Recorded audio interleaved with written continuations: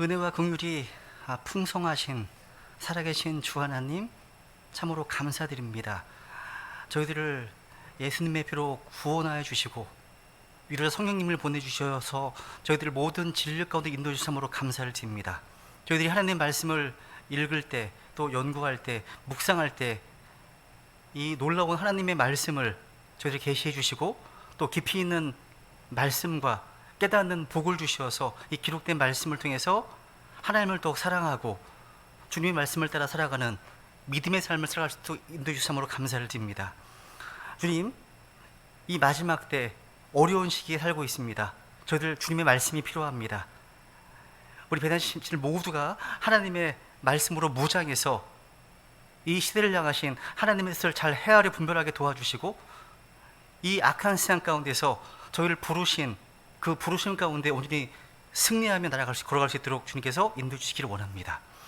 주님, 심히 부족하고 여러 가지 부족한 지체가 하나님의 말씀 증언할 때 주영으로 충만하게 채워주셔서 하나님 말씀을 드높이는 데에 부족하지 않도록 지켜주시고, 이 주님의 말씀과 주님의 그 상속 백성들을 위해서 주님께서 역사해 주셔서 저희들 모두가 주님을 더욱더 뜨겁게 사랑하는 지될 수 있도록 은혜 베풀어 주시옵소서. 시종을 주님께 온전히 의탁드립니다.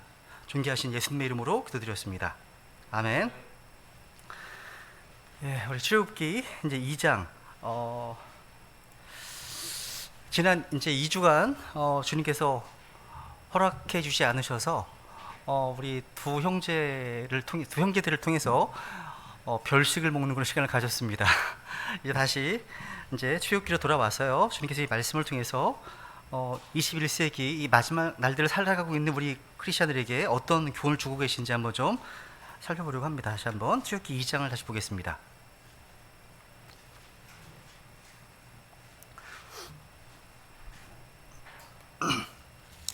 네, 출애굽기 2장 우리 1절부터 10절까지 지난번에 봤던 내용인데요. 다시 한번 정리하고 넘어가겠습니다. 출애굽기 2장 1절부터 한번 10절까지 천천히 읽습니다. 시작.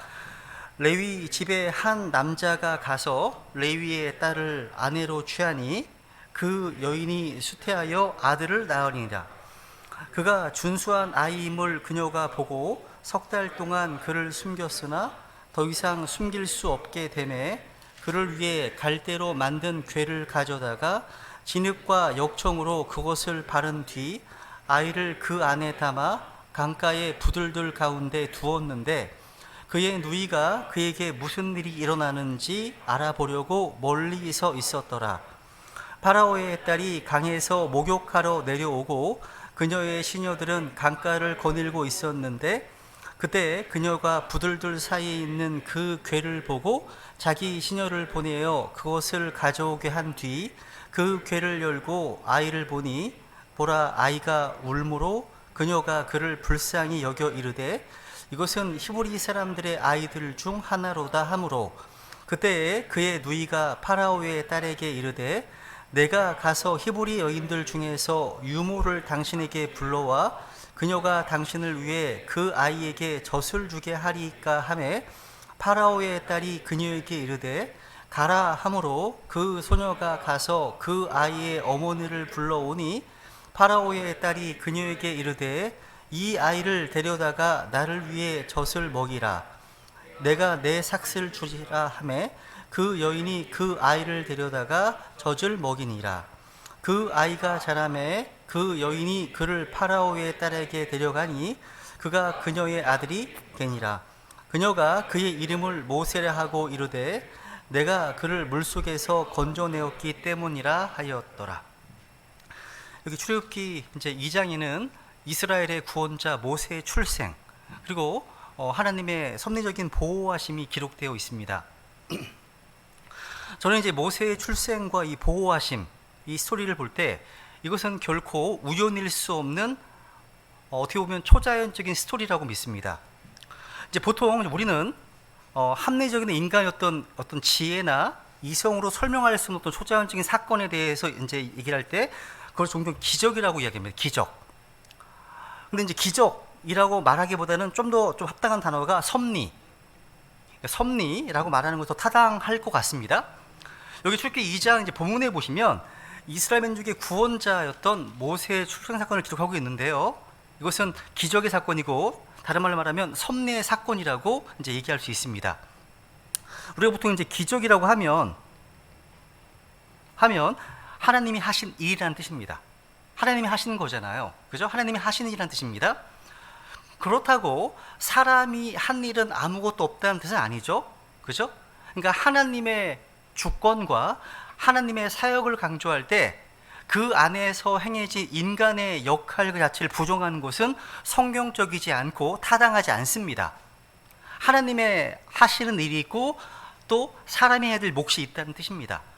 하나님께서는 언제나 자신의 주권대로 행하시지만 자신 일을 행하십니다. 반드시 사람을 통해서 하십니다. 이건 정말 중요한 거예요.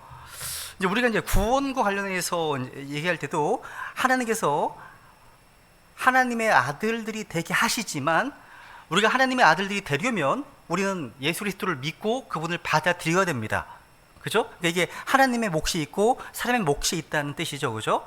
한번 우리 요한복음 1장 확인해 보겠습니다. 요한복음 1장 12절입니다. 요한복음 1장 12절.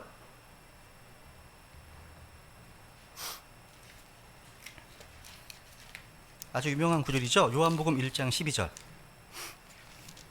그분을 받아들인 자들, 곧 그분의 이름을 믿는 자들에게는 다 하나님의 아들들이 되는 권능을 그분께서 주셨으니. 여기 보시면 그분을 받아들인 자들, 그게 뭡니까? 믿는 자입니다. 믿는 겁니다. 그러니까 receive의 뜻은 믿는 거예요. 믿는 자들에게는 다 하나님의 아들들이 되는 권능을 그분께서 주셨다 되어 있습니다. 여기서 그분이 누구죠? 여기서 그분이 누구냐면 요한 1장 앞부분부터 기록되어 있는 그분이십니다. 누구예요? 바로 말씀이시고 창조주이신 예수 그리스도를 가리킵니다. 그러니까 예수 그리스도를 자신의 구주로 받아들이는 자, 즉 그분을 세상의 구원자시고 동시에 그분은 나의 구원자로 믿고 받아들이는 자에게는 예외 없이 다 하나님의 아들 되는 권능을 주셨습니다. 그래서 우리가 이제 동사로 얘기할 때 우리 인간 편에서는 그분을 받아들이고 믿으면 됩니다. 그분을 받아들이고 믿으면 되는 거예요. 그죠? 그럼 하나님께서는 하나님의 아들들이 되게 하시는 거죠. 그죠? become 하나님이 하시는 겁니다. 우리는 뭐 하는 거예요? 믿는 겁니다. 받아들이는 거라는 거죠. 그죠? 이게 아주 중요해요. 이제 최근에 이제 박진영이라고 하는 분이 서울 침례교회에서 이제 복음 집회했습니다. 그죠? 다들 많이 들어보셨을 거예요. 워낙 뭐 유명한 사람이니까. 그죠? 근데 이제 이분이 이제 복음 증언에 있어서 치명적인 문제점을 하나 노출시켰습니다. 그러니까 믿음이라는 것을 이야기할 때 이것을 내 어떤 결단이나 의지의 문제가 아닌 믿어져야 한다라고 하는 수동적인 의무로 강조하는 걸 봤습니다. 너무나 강조하더라고요.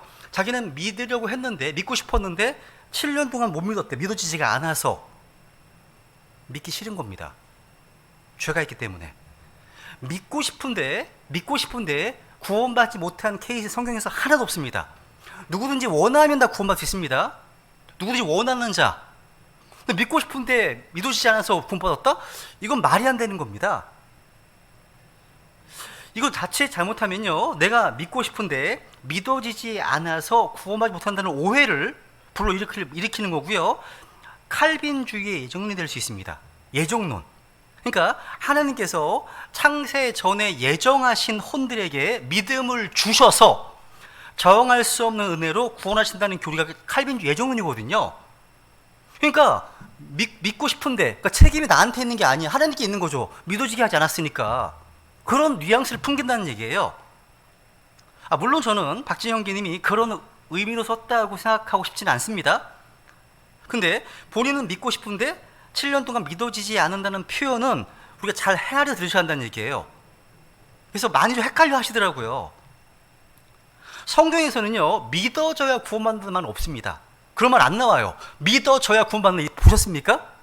성경은요, 제 기억상으로 믿어진다 라는 표현은 한 번 본 것 같아요. 데살로니가 전서인가요? 잠깐만요. 데살로니가 전서. 수동태로 언급되는 걸 한 번 봤어요. 한 번. 맞나 모르겠네요. 잠깐만요. 이건 제가 다시 체크해서 확인해 볼게요.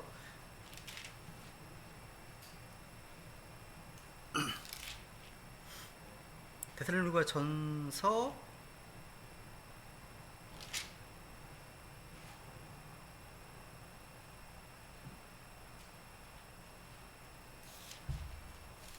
'후서인가 본데요. 잠깐만요. 있네요. 후서 1장. 데살로니가 후서 1장 10절. 이거 이외에 제가 본 기억이 혹시 보셨나요? 믿어졌다 수동태로 언급된 표현을 저 이거밖에 기억이 안 나요. 1장 10절에 보면요. 그날에 그분께서 오셔서 자신의 성도들 가운데 영광 받으시고 믿는 모든 자들 가운데서 칭송을 받으시리니 이는 너희가 우리의 증언을 너희 가운데서 믿었기 때문이다. 이게 사실은 이제 능동태로 번역을 했지만 원래 영어로는 was believed라고 되어 있어요. 그죠? 이거 위에 이것도 구원에 대한 문명은 아니죠. 그죠? 문명이 아닙니다. 성경은 주 예수 그리스도를 믿으면 구원을 받는 거예요. 믿어지면 구원 받는 게 아니죠. 그죠? 믿으면 구원 받습니다. 믿음은요, 자신의 선택이고 자신의 결단입니다. 의지적 선택, 결단이라는 거죠. 그렇게 되면 믿잖아요. 우리가 믿잖아요. 믿으면 믿어집니다. 순서가. 그러니까 믿으면 우리 주 예수 그리스도의 믿음, 그분의 100% 믿음이 나에게 오기 때문에 믿어지는 겁니다. 이게 바꿔버리면 안 돼요. 그러니까 말을 마차 앞에 놔야지 마차가 말 앞에 오면 안 되는 거죠. 복음 전할 때 위험하다는 겁니다. 이게요. 그죠? 그래서 그런 의미에서 만약에 믿었냐는 말을 쓴다면 이해할 수 있지만 복음을 전하는 상황에서 이걸 자꾸 강조하다 보면 상당히 좀 위험할 수 있다는 뜻입니다. 믿음은 우리 인간이 해야 될 몫이라는 것 좀 잘 주의하시면 좋겠습니다. 언제 기회되면 한번 박진영 기님의 어떤 잘못된 교리에 대해서 좀 정리해서 한번 좀 말씀을 드리겠습니다. 오늘 이제 본문에 보시면요, 모세는 한 사람을 이 땅에 이제 낳기 위해서 이 모세를 이스라엘의 구원자로 쓰시기 위해서 하나님이 사용하신 분들이 누구냐면 바로 모세 부모입니다. 부모님들. 모세 부모님을 쓰셨습니다. 주님께서 출애굽기 2장 다시 가보세요. 2장. 우리는 항상 기록된 말씀 그대로 믿고 받아들이면 돼요. 그죠? 출애굽기 2장에는 모세의 부모가 누구인지 이름이 기록되어 있지 않습니다. 여러분도 그렇게 받아들이시면 돼요. 물론 뒤에 나와요. 근데 왜 그럴까? 왜 여기 모세의 부모 이름이 언급되어 있지 않을까? 우리는 모세의 부모가 누군지 이제 알고 있습니다. 잘 알고 있습니다. 그 이름이 나오고 뒤에 가면 나오거든요. 또 모세의 누이도 등장합니다. 근데 그 모세의 누이의 이름도 기록되어 있지 않아요. 한번 생각해 봤어요. 왜 모세의 부모 이름을 기록하지 않았지? 왜 모세의 누이 이름도 기록하지 않았지? 생각해 보라는 거죠. 해보라는 거죠. 이거 아마도 모세가 성령님의 영감에 의해서 성경을 기록할 때 이 한편의 드라마, 이 위대한 기적의 그 사건의 초점을 오직 하나님께만 돌리기 위해서, 하나님께만 영광 돌리기 위해서 의도적으로 이 사람들의 이름을 기록하지 않은 것이 아닌가 하는 생각이 들었습니다. 그러니까 이유가 있어요. 뭔가 이름이 나와 있지 않는다는 것은요, 그 의미가 있다는 뜻이겠죠. 그죠? 근데 이제 이 기적의 사건에서 아주 중요하게 하나님께 쓰임받은 인물이 바로 모세의 부모라는 겁니다. 이 모세의 부모는요, 굉장한 사람들이 아니에요. 그냥 평범한 사람들입니다. 여기 이제 1절에 보면요, 어느 집안 사람입니까? 레위 집안 사람입니다. 레위 집안. 그죠? 그러니까 모세 부모는 모두가 다 레위 집안 출신이었습니다. 근데 이들이 살고 있었던 삶의 자리는 팔레스타인 땅이 아닙니다. 그죠? 이집트 땅입니다. 이집트 땅에 살고 있는 거예요. 여러분, 이집트 땅에서 자기의 족보, 레위족 지파다 이런 거 찾아 무슨 소용이 있겠습니까? 이게 마치 미국 가서 자기 족보 찾는 거랑 비슷한 거예요. 아무 의미가 없는 겁니다. 그죠? 근데 이들은 이민 생활을 하면서 평범한 시민으로 살던 평범한 부모였다는 거예요. 아마 대부분의 이스라엘 백성들의 어떤 종살이를 할 때, 노동력을 착취당했을 때 모세의 부모도 틀림없이 거기에 동원돼서 노예처럼 벽들을 굽고 짐을 나르는 등등 노동을 했을 거예요. 그죠? 상상이 되죠? 그죠? 했을 겁니다.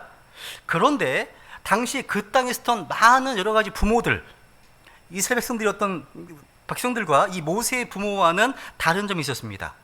그게 뭐냐면 모세의 부모에게 성경은 by faith, 믿음이 있었다는 사실이에요.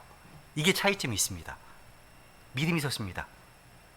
성경에 여러 군들을 보면요, 이집트 땅으로 이주해 온 후에 상당히 많은 이스라엘 백성들이 이집트 문화의 영향을 받아서 하나님을 온전히 섬기기보다는 우상 숭배의 죄악 속에 빠져 들어가는 모습을 볼 수 있습니다.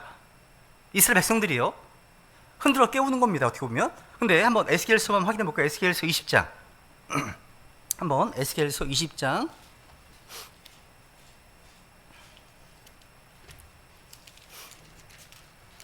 5절 6절, 한번 에스겔서 20장 5절 6절.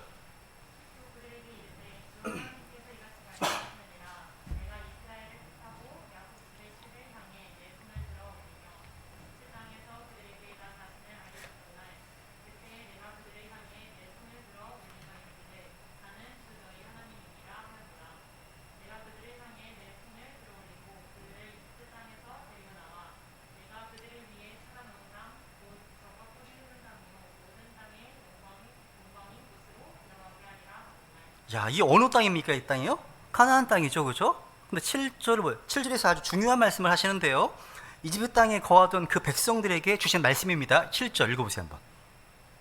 그때 내가 그들에게 이르기를 너희는 각각 자기 눈에 가증한 것들을 버리고 이집트의 우상들로 너희 자신을 더럽히지 말라.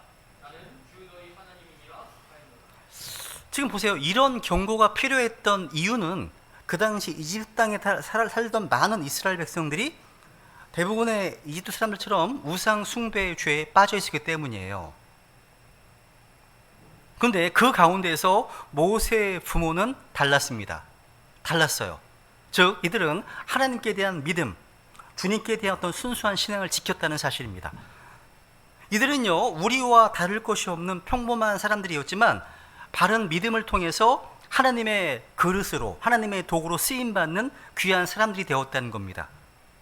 이들은 평범한 부모로서 평범한 삶을 살던 사람들이었지만 주변에 많은 사람들이 믿음을 떠납니다. 신앙을 버립니다. 그리고 우리를 둘러싼 삶의 정황이 너무나 어두운 가운데에서도요, 하나님께 대한 신뢰, 즉 믿음을 통해서 하나님께 쓰임받는 사람들이 될 수 있었다는 사실입니다.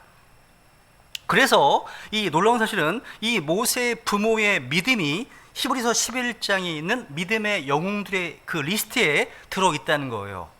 11장 보세요 한번. 히브리서 11장은 우리가 믿음장이라고 부르잖아요. 믿음장, 그죠? 믿음으로 산 아벨부터 시작해서 또 신약의 성도들이 이르기까지 역사를 관통해서 믿음으로 산 사람들과 그 믿음의 행적들이 기록되어 있잖아요, 그죠? 히브리서 11장 23절.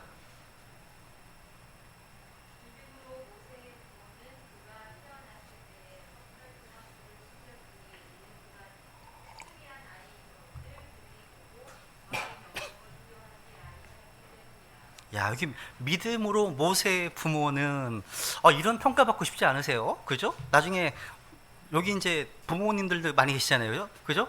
근데 믿음으로 모세의 부모는 이런 평가. 믿음으로. 여기 히브리 11장에 나와 있는 믿음의 영웅들 리스트, 그러니까 믿음으로 일생을 살았던, 그래서 오늘을 살고 있는 우리 크리스천들에게 신앙의 모범이 되는 믿음의 조상들 이름 가운데 모세의 부모가 포함되어 있다는 사실이죠.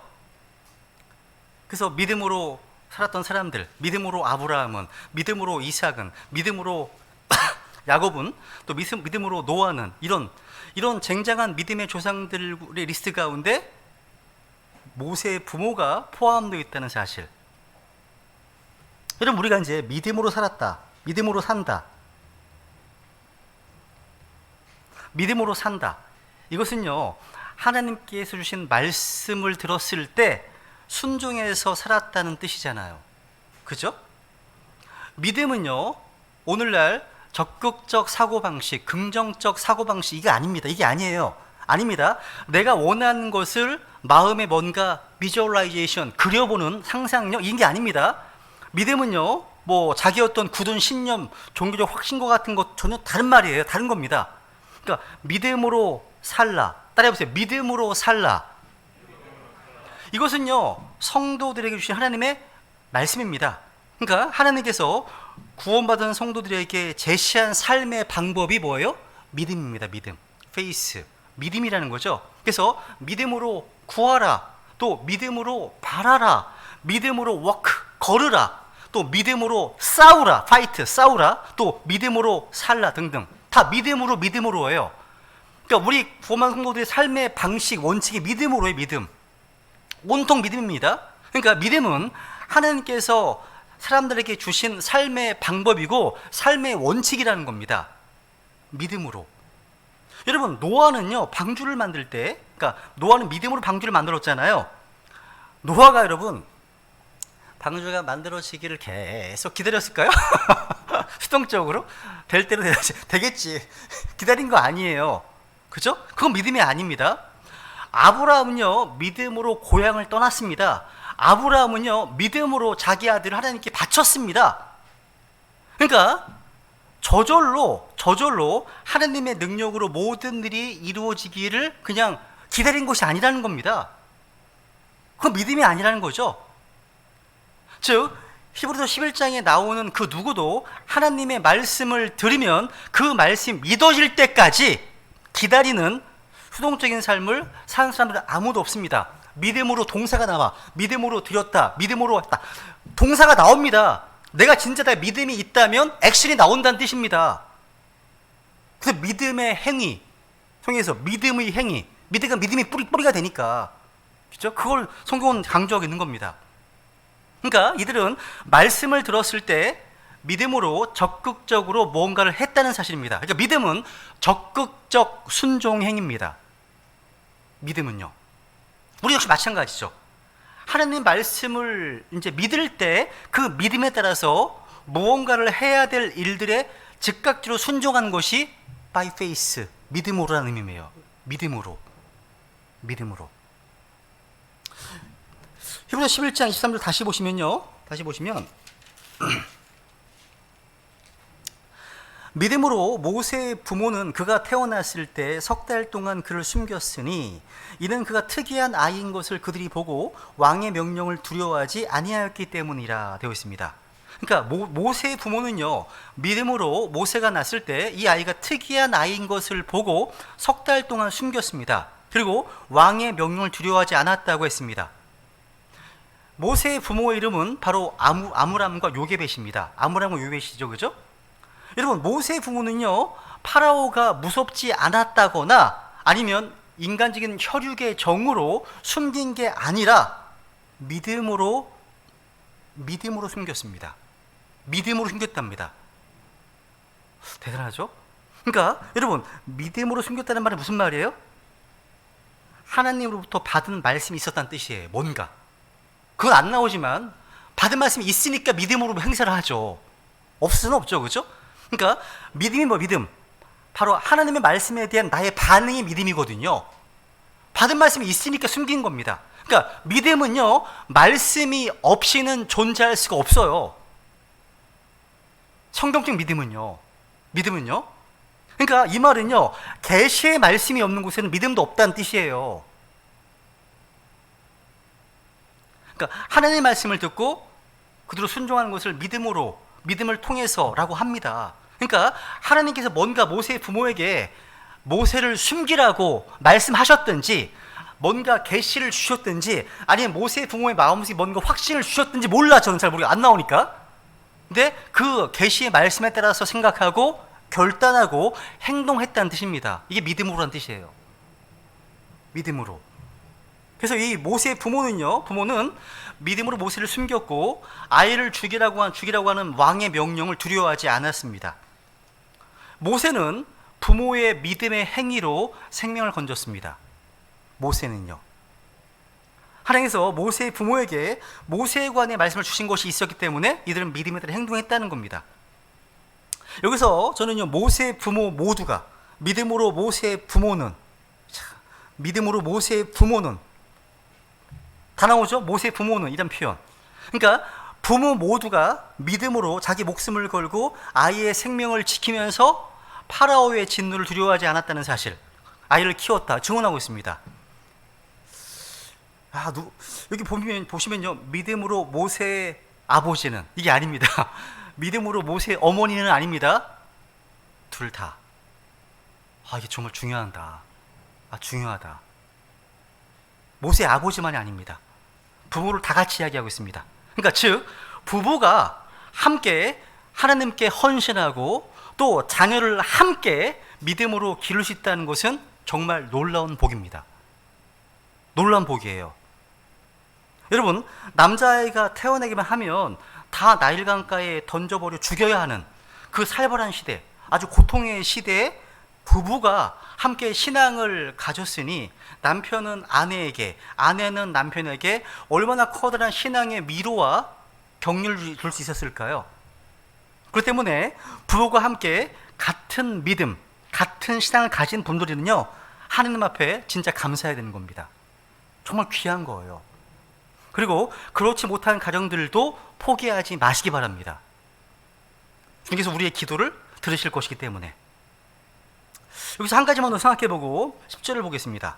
여러분, 사탄은요, 이스라엘 백성들에 대한 하나님의 어떤 구수 역사를 깨뜨리기 위해서 그 나라의 왕, 통치하였던 파라오를 통해서 모세를 죽이고자 시도했습니다. 근데 하나님은 어떻게 하셨습니까? 지난번에 봤던 것처럼 이 파라오의 딸, 이 공주를 사용하셔서 이 살벌한 상황 가운데서 어머니가, 모세의 어머니가 양육비를 받아가면서까지 보호받게 하셨습니다. 놀라운 하나님의 섭리죠, 그죠? 그러니까 하나님께서 쓰시고자 하는 한 아이를 키울 수 있도록 섭리하신 하나님 놀라운 역사를 보게 된다는 거죠. 이런 거 보면 하나님께서 놀라운 역사의 통치자십니다. 역사의 통치자세요. 걱정할 게 없어요. 요즘 계속해서 한 1, 2주 동안 계속 러시아, 우크라이나 계속 그만 나오더라고요. 여러분, 그 이면에 러시아, 우크라이나 어떤 그 이면에 벌어진 일들을 아십니까? 이번 이 사건을 통해서요, 우크라이나에 있던 유대인들, 러시아에 있던 유대인들, 심지어 미국에 있는 유대인들도 지금 고토로 돌아가고 있습니다. 약속의 성취와 굉장히 밀접한 연관이 있어요. 유대인들은 전 세계에 흩어져 있잖아요. 지금 1948년 5월 14일 날 독립했을 때 약 한 80만 명이 이스라엘 땅으로 돌아왔습니다. 지금은 그 10배인 800만 명이 지금 그 땅에 살고 있어요. 아직도 돌아와야 될 유대인들이 많이 있습니다. 근데 수천 년 동안 살다 보니까 그냥 돌아갈 피를 못 느껴. 하나님 그럴 때 깨워서 흔드시는 거예요. 지금 흔드시는 겁니다. 막 돌아오고 있어요. 지금요. 이게 약속의 성취가 지금 우리 눈앞에 보여주고 있다는 사실이에요. 여러분, 이 전쟁 이면에 하나님께서 우리는 놀라운 주권자이심을 기억해야 돼요. 이 내용 제가 주일날 말씀을 드릴게요. 좀 더 말씀드릴게요. 어쨌건 하나님은 역사의 통치자십니다. 놀라운 주권자시라는 거죠. 근데 여기서 끝나지 않습니다. 중요한 게 있어요. 모세의 부모에게서 중요한 게 있습니다. 모세의 부모는요, 믿음으로 자기들이 할 수 있는 교육을 모세에게 베풀었습니다. 이게 제일 중요한 거예요. 모세는 믿음으로 할 수 있는 교육을 자녀에게 베풀었어요. 오늘 본문에는 나오지 않지만 자세히 보면 나옵니다. 알 수 있습니다. 출애굽기 2장에 보면요, 저는 이것을 행간의 레슨이라고 부릅니다. 행간의 레슨. 그러니까 이게 또 lesson of the between the line이라는 표현인데, 행간의 레슨. 그러니까 이게 뭐냐면 구절과 구절 사이에서 가만히 생각하고 추측해서 읽어내는 겁니다. 출애굽기 2장 다시 보세요. 9절 10절. 출애굽기 2장 9절 10절.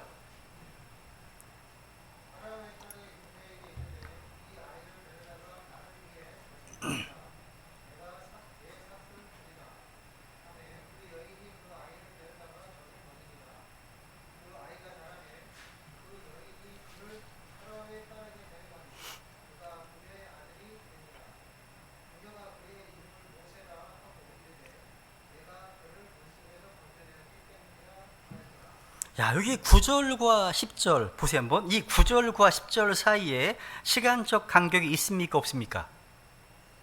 있습니다. 그죠? 있습니다. 얼마쯤 있을 것 같습니까?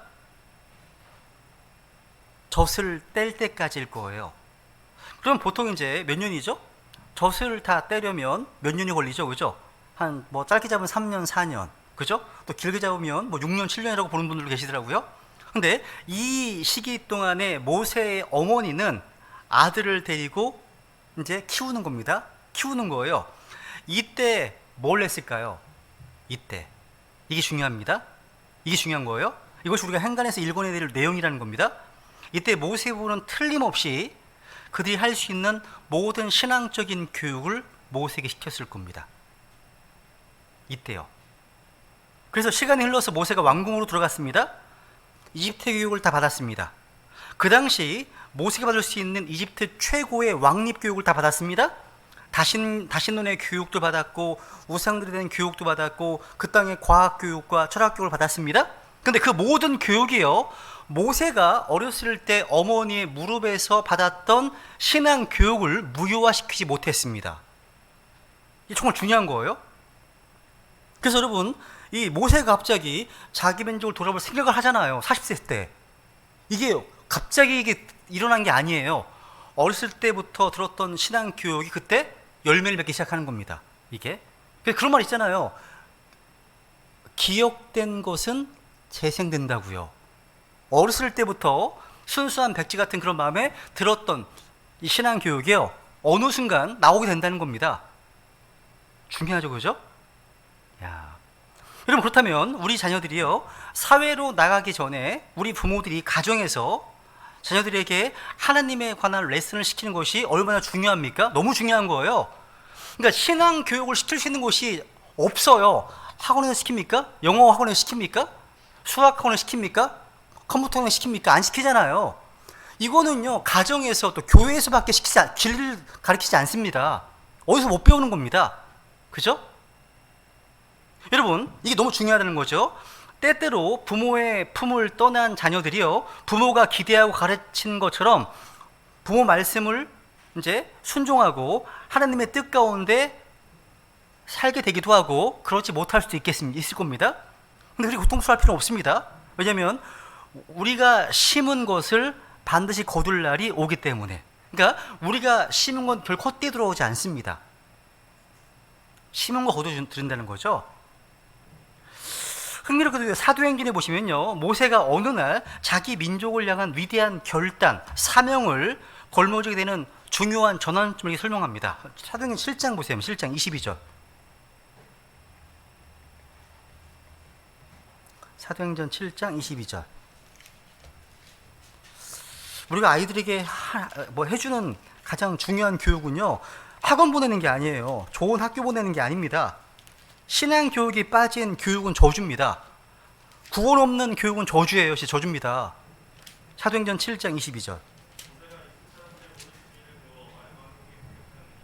야, 그러니까 지금 모세는요, 이집트 왕궁에서 배울 수 있는 모든 교육을 다 받았습니다. 그런데 23절이 중요해요. 23절 읽어보세요. 23절.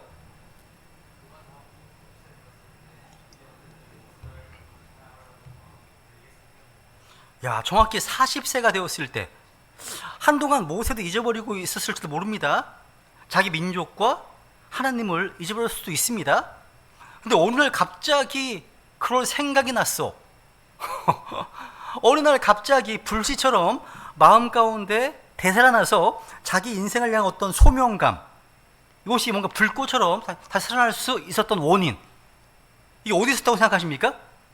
바로 모세의 부모들의 자녀 교육으로 인한 겁니다. 자녀 교육으로 인한 겁니다. 야, 그러니까 나중에 커서 정체성을 찾은 게 아니에요. 처음부터 모세는 알았습니다. 여기에 유아 교육의 중요성이 있는 거죠. 중요성. 야, 모세 생각해 보세요. 정말 사악한 환경 가운데 살아 있었지만 하나님의 사람으로 성장했습니다. 충분히 그럴 수 있다는 거예요. 여러분, 성경은요, 자녀 교육에 대한 책임이 누구에게 있다고 증언하고 있죠? 성경은요, 누가 자녀들을 가르쳐야 되는 거죠? 누가? 어디에서요? 성경은요, 1차적으로 가정에서 부모들이 자녀들을 교육시켜야 한다고 명령하십니다. 너무나 많은 구절이 있습니다. 하나만 볼까요? 시편 78편. 시편 78편. 시편 78편. 부모 책임의 원칙이에요. 일차적으로 하나님께서 우리 부모들에게 이제 회개 보고하게 하실 겁니다.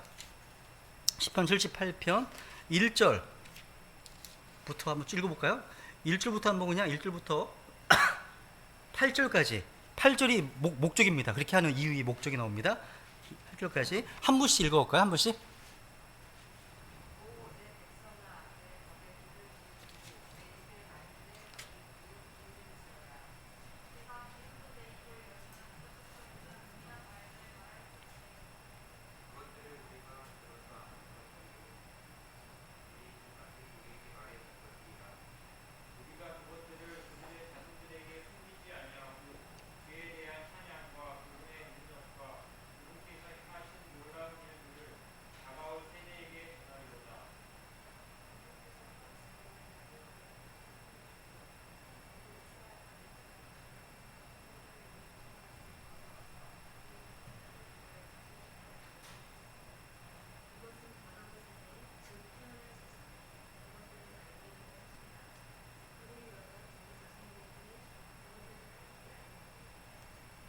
이것은 그들이 자기들의 소망을 하나님께 두고 하나님께서 행하신 일들을 잊지 아니하며 그분의 명령들을 지켜 그들은 조상들 곧 너무하고 완악한 세대요 자기 마음을 바르게 정하지 아니하고 하나님을 향해 자기 영을 확고히 세우지 아니하니 나는 후여 같이 되지 않게 하려 함이다. 자, 이 8절이 목적이에요. 그러니까 자녀 교육 중요한 겁니다. 그러니까 교육에 대한 우선적인 책임은 부모에게 있음을 성경은 정말 강조를 많이 하고 있습니다. 특히 아버지들이요. 특히 아버지들이. 그래서 이사야서 같은 거 보면 주의 진리를 아버지가 자녀들에게 알게 하리이다라고 되어 있습니다. 그럼 어머님은 면제일까요?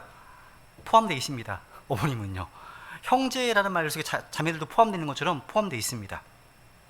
그럼 왜 가정에서 부모가 자녀들을 신앙적으로 양육해야 될까요? 부모가 안 하잖아요. 부모가 그 역할을 안 하잖아요. 그러면 다른 누군가가 그 역할을 맡게 될 것이기 때문입니다.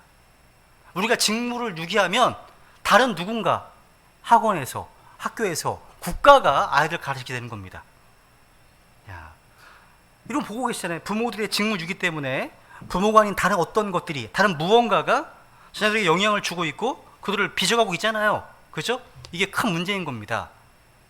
그리고 우리 언제부터 자녀를 언제부터 가르쳐야 될까요? 두 구절만 보고 잠언 13장 24절. 잠언 13장 24절. 이 비타임스. 잠언 13장 24절. 회초리를 아끼는 자는 자기 아들을 미워하되 그를 사랑하는 자는 어릴 때에 그를 징계하느니라. 어릴 때 징계한다. 어릴 때 밑줄. 여기 어릴 때라면 비타임스라는 뜻인데요. 이 단어는 제때에, 알맞은 때라는 뜻입니다. 제때에, 알맞은 때, 비타임스. 요것을 잠언 19장 18절, 잠언 19장 18절에서는 소망이 있을 동안 이렇게 표현합니다. 잠언 19장 18절.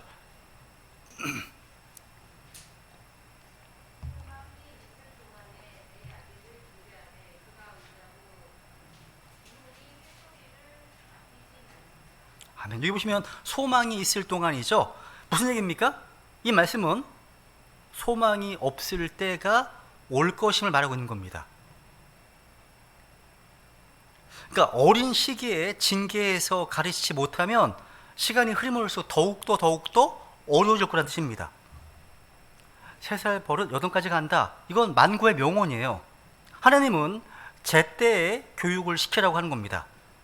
그러니까 우리 지금 교육 시대, 이 교육 전쟁 시대에서는요, 이 선점 문제, 누가 아이들의 마음을 선점하는가, 이게 핵심이에요.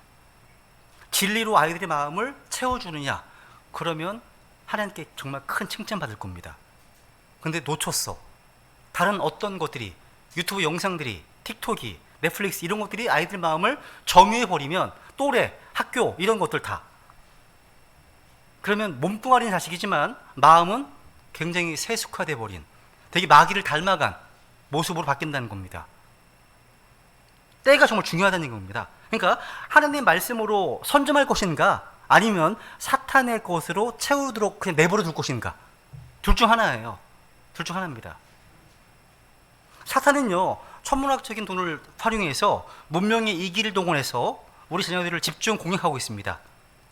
그렇기 때문에 부모가 자녀들의 마음판에 진리를 새길 수 있도록 먼저 선점하는 것이 중요한 겁니다.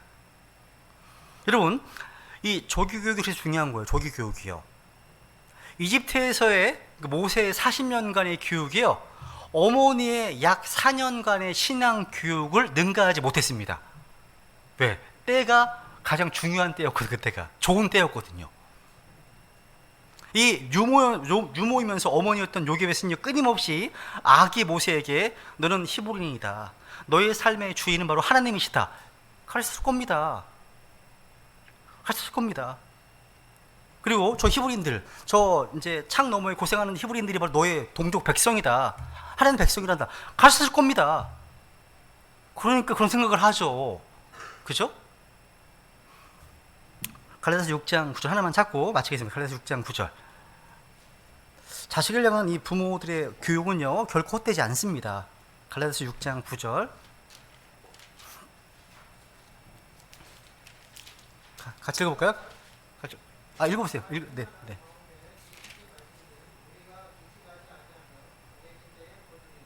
아멘. 우리가 잘 행하는 가운데 지치지 말지니 우리가 기진하지 아니하면 정해진 때에 거두리라. 하나님의 약속입니다. 여러분, 모세가 태어난 시대 못지않게 우리가 사는 이 시대에도요, 무신론의 영향, 세속주의의 영향, 외모지상주의, 황건만능주의, 또 하나님 없이 우리의 자녀들을 타락시키는 굉장히 악마적인 그런 교육 시스템들이 자녀들을 지배하고 있습니다. 그래서 우리 아이들이 우리 품 안에 있을 때, 그러니까 우리의 손이 미칠 수 있는 공간 안에 있을 때 그들을 위해서 매일 기도하십시오. 그리고 하나님의 말씀을 주시라는 거죠. 예배의 소중함을 가르치시라는 겁니다. 믿음으로 양육하라는 거죠. 그죠? 그리고 떠나보낼 시간이 오면 미련 없이 떠나보내시라는 겁니다. 너무 걱정하지 마시고 할 일을 했다면. 그죠? 물론 아이들에게 잠시 동안의 방황은 있을 수 있습니다. 근데 마침내 돌아옵니다. 그죠? 그리고 하나님께 쓰임 받는다는 거죠. 예, 오늘 이제 들으신 말씀 좀 기억하시면서 우리가 살고 있는 이 환경이 어떠하든지 간에 우리 배당의 모두가 다 하나님의 말씀에 믿음으로 순종하며 살아갈 수 있도록, 또 우리 다음 세대 자녀들에게 우리 믿음을 바르게 전수해 줄 수 있도록 주님께 은혜를 구하면서 기도하겠습니다. 그리고 우리 마음속에 있는 것들 주님께 쏟아놓고 간절히 기도하는 시간 갖겠습니다. 알겠습니다.